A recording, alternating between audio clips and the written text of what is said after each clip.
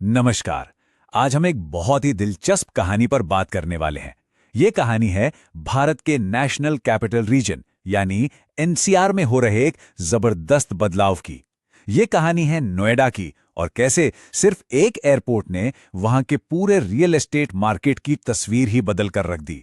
तो सवाल ये उठता है कि आखिर ऐसा क्या होता है कि कोई शांत साधारण सा दिखने वाला शहर अचानक से रियल एस्टेट का पावर हाउस बन जाता है। चलिए, आज हम नोएडा के इसी शानदार सफर के पीछे छिपे रहस्यों से पर्दा उठाते हैं। ठीक है, तो शुरुआत से शुरू करते हैं।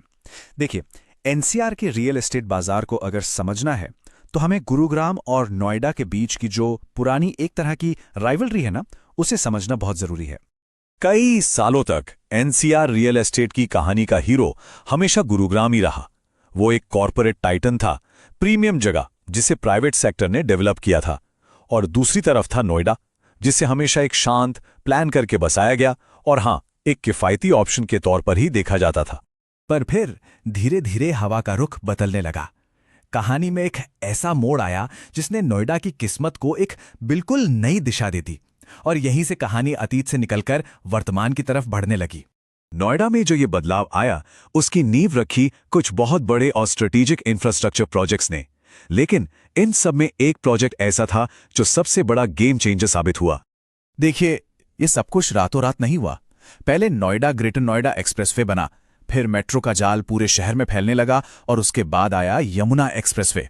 इन सब ने मिलकर ग्रोथ के लिए एक जमीन तैयार की। लेकिन जो असली निर्णायक मोड़ था वो था जेवर एयरपोर्ट का अनाउंसमेंट।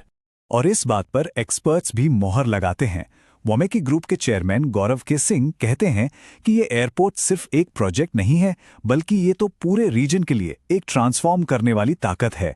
ये बहुत ही अच्छे से दिखाता है कि कैसे सिर्फ एक बड़ा इंफ्रा प्रोजेक्ट पूरे इकोसिस्टम को बदल सकता है।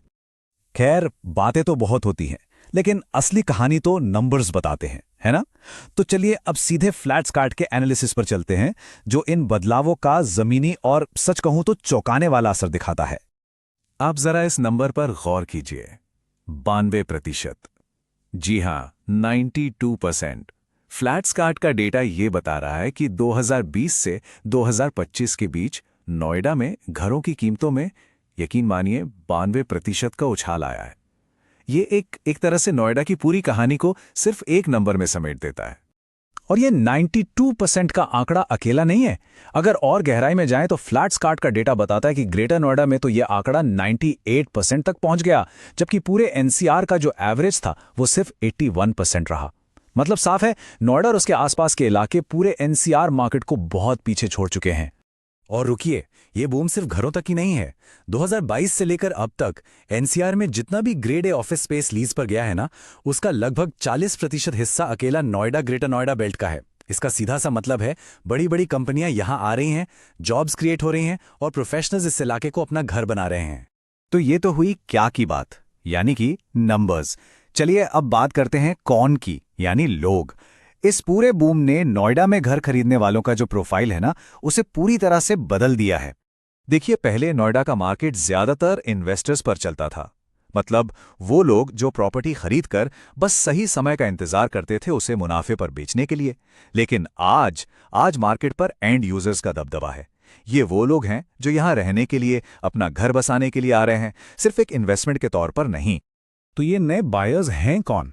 इनमें आईटी प्रोफेशनल्स हैं जो ऑफिस के पास रहना चाहते हैं, परिवार हैं जिन्हें बेहतर स्कूल, पार्क और खुली जगहें चाहिए, दिल्ली से भी लोग आ रहे हैं जो बड़े और बेहतर घरों में अपग्रेड कर रहे हैं, और हाँ, एक्सप्रेसवे की वजह से पूरे उत्तर प्रदेश से भी खरीदार नोएडा की तरफ खींचे चले आ रहे हैं।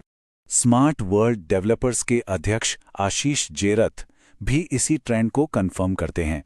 वो कहते हैं कि हर रियल एस्टेट मार्केट का एक टर्निंग पॉइंट होता है और नोएडा का वो दौर अब चल रहा है, और इसकी ग्रोथ की कहानी निवेशक नहीं बल्कि असली घर खरीदार लिख रहे हैं।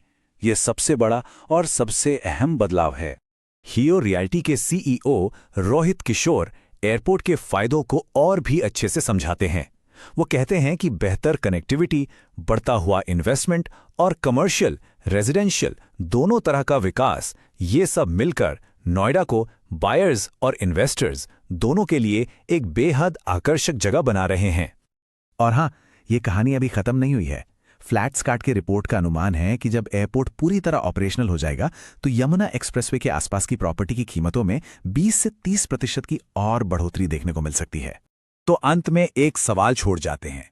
अब जब एयरपोर्ट एक हकीकत है, तो क्या नोएडा के विकास की ये सिर्फ एक शुरुआत है? क्या आने वाले सालों में हम इस क्षेत्र को और भी नई ऊंचाइयों पर पहुंचते हुए देखेंगे? ये वाकई एक सोचने वाली बात है।